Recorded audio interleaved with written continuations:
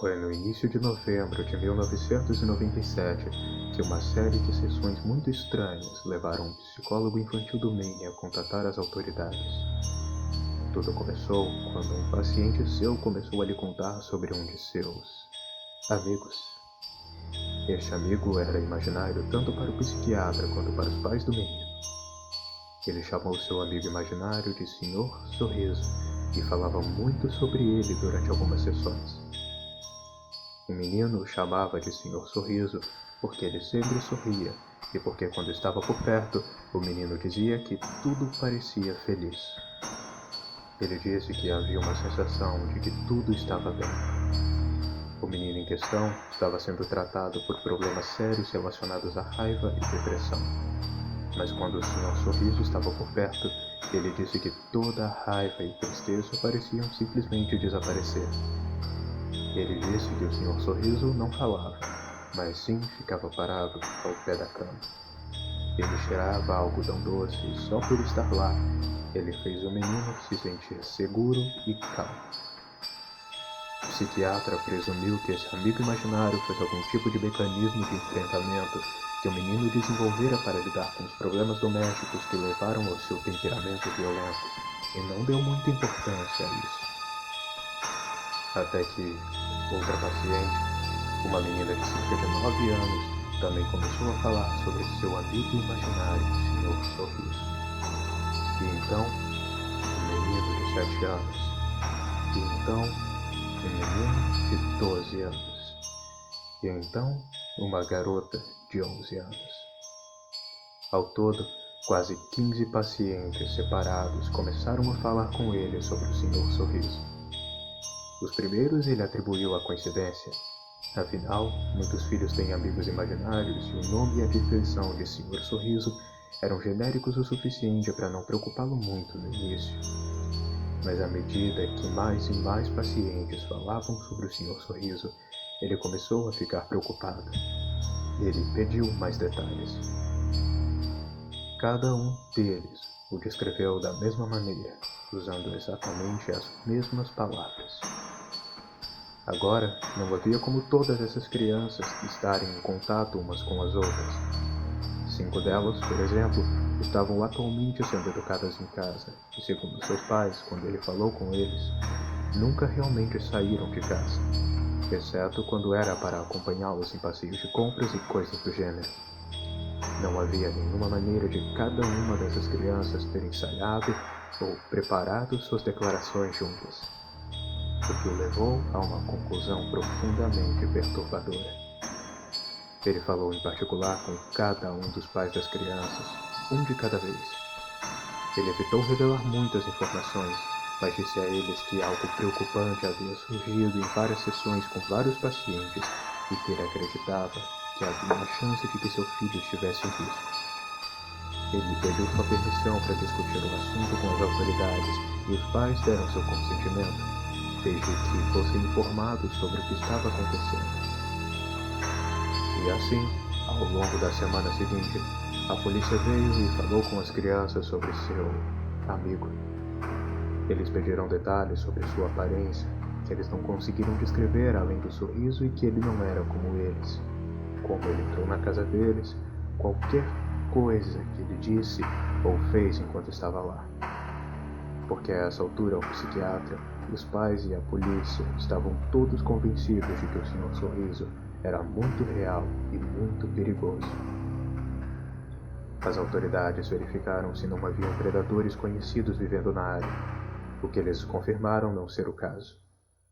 Mas estava bastante claro que quem quer que fosse esse Senhor Sorriso era uma pessoa real que tinha se esgueirado para as casas dessas crianças à noite. Nenhuma das crianças afirmou saber como ele entrou.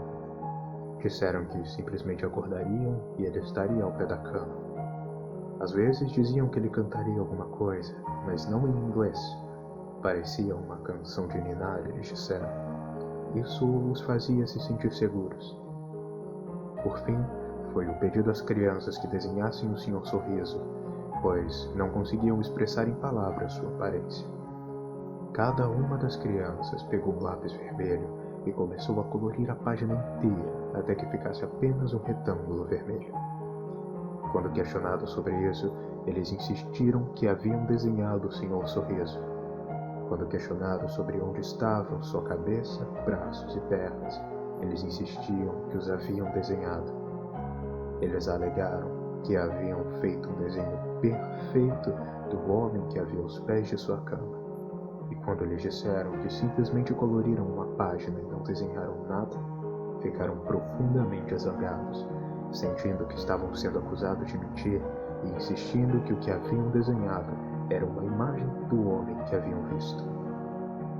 Agindo mais por palpite do que por qualquer outra coisa, o psiquiatra decidiu mostrar um dos retângulos coloridos às várias crianças e perguntar-lhes o que era.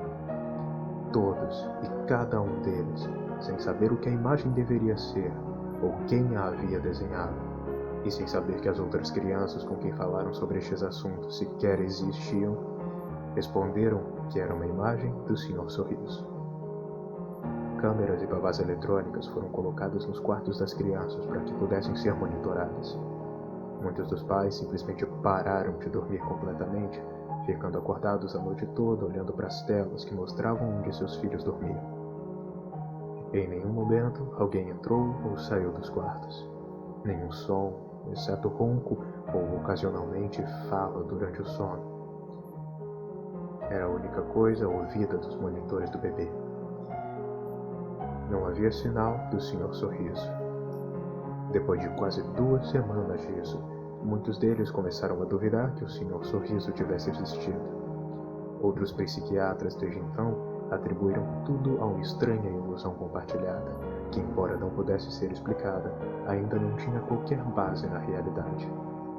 Alguns sugeriram que talvez todo esse Senhor Sorriso teve como base um programa de TV ou filme que as crianças assistiam todas, levando-as a sonhar com algo parecido. Então, um dos meninos desapareceu. A câmera em seu quarto havia morrido por volta das 2 da manhã. Sua mãe correu para ver como ele estava, apenas para descobrir que seu quarto estava vazio. Literalmente, ela levou menos de 1 minuto para correr para o quarto dele. Não havia maneira dele sair ou ser levado e ficar fora de sua vista no tempo que ela levou para sair de seu quarto e correr em direção ao dele. Mas ele se foi. Ela disse que havia um cheiro de algodão doce no quarto. A busca pelo menino não resultou em nada. Ninguém tinha visto nada estranho ou incomum na casa antes ou durante o desaparecimento, e nenhum vestígio dele foi encontrado. Foi menos de 1 semana depois que uma das garotas que falara do Senhor Sorriso também desapareceu. Então outra. Em seguida, outro dos meninos. Um a um, cada um deles começou a desaparecer, até que restassem apenas 4. As 4 crianças restantes começaram a falar sobre como o Senhor Sorriso e seus amigos iriam levá-los embora em breve. Quando questionados sobre esses amigos, eles falaram sobre como o Senhor Sorriso vivia com outros homens sorridentes em um lugar feliz e que ele os levaria lá em breve. Diziam que já havia muita gente lá e que no lugar alegre tudo era lindo. Eles disseram que sabiam disso porque o Senhor Sorriso falava com eles em suas cabeças, porque ele não podia falar com as outras pessoas, e lhes mostrava imagens em suas cabeças do lugar para onde estavam indo. As coisas começaram a ficar cada vez mais perturbadoras. Depois de algumas semanas, as crianças começaram a reclamar de dores de cabeça e náuseas. Suas escolas relataram que elas começaram a sofrer alucinações, e 2 deles começaram a reclamar que não gostavam do lugar que o Senhor Sorriso estava mostrando a eles mais. Um começou a gritar por meia hora, agindo como se estivesse tendo um ataque, e gritando para que as cores parassem. Que as cores eram horríveis e que eles precisavam que elas fossem embora. Uma das crianças afirmou que o Senhor Sorriso estava falando mentalmente com eles o tempo todo e dizendo coisas a eles. Coisas terríveis. Mas que eles não podiam falar sobre isso. Isso eles não deveriam fazer, porque então seus pais saberiam sobre as coisas terríveis também. O psiquiatra pediu que escrevessem o que o Senhor Sorriso estava dizendo, prometendo que não mostraria a ninguém, conseguindo ganhar a confiança de um dos meninos o suficiente para que ele concordasse. O conteúdo do livro é conhecido apenas por ele e pelas autoridades, mas sempre que alguém envolvido é questionado sobre isso, eles ficam bem quietos e rapidamente encontram uma desculpa para mudar de assunto. As crianças pararam de dormir. As imagens das câmeras de segurança os mostraram sentados eretos, os olhos sem piscar, apenas olhando para a parede, sem se mover ou fazer barulho. Os sedativos não fizeram nada. Uma das meninas começou a cortar estranhas marcas circulares em sua pele, enquanto 2 dos meninos pararam de se comunicar em inglês. A língua que falavam nunca foi identificada, e apesar de várias pessoas serem solicitadas a ouvi-los, eles não conseguiram traduzir o que diziam. No início de 1999, todas as 4 crianças haviam desaparecido. Não havia nenhum vestígio de quem as levou. As buscas não encontraram nada até hoje, sem nenhuma indicação de onde eles estão ou se estão vivos ou mortos. Nenhum suspeito foi encontrado também. Todas as 4 pareciam simplesmente desaparecer, assim como os outros, todos os quais também continuam desaparecidos. Seus desaparecimentos inexplicados.